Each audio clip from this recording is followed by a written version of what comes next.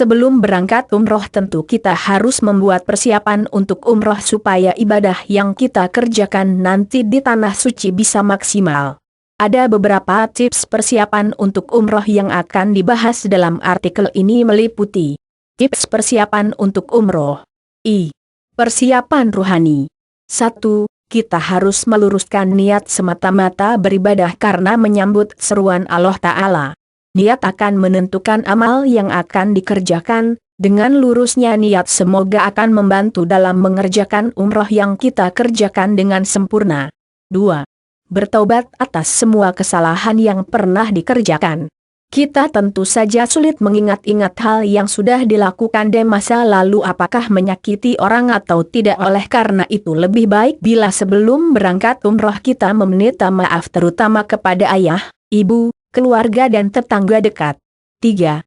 Belajar mengetahui hukum-hukum agama seputar ibadah umroh, misalnya hal yang dilarang selama umroh termasuk juga hal yang berkaitan dengan itu, misalnya sholat dalam perjalanan, cara tayamum, waktu-waktu sholat, cara mengerjakan sholat sunnah dan adab pergaulan sesama muslim.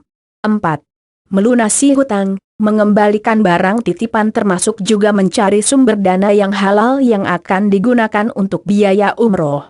Termasuk juga biaya untuk keluarga yang kita tinggalkan yang menjadi tanggungan kita.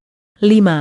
Menjaga amalan baik yang wajib dan sunnah, supaya nanti kita juga terbiasa menjaga amalan selama di tanah suci karena salah satu indikasi umroh yang mabrur adalah tidak tertinggal dalam hal yang wajib maupun yang sunnah.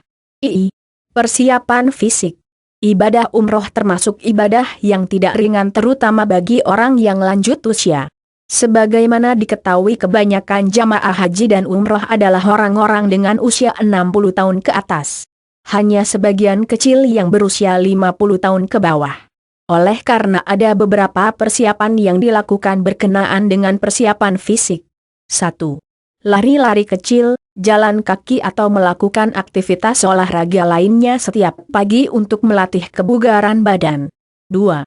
Membiasakan minum multivitamin untuk menjaga daya tahan tubuh.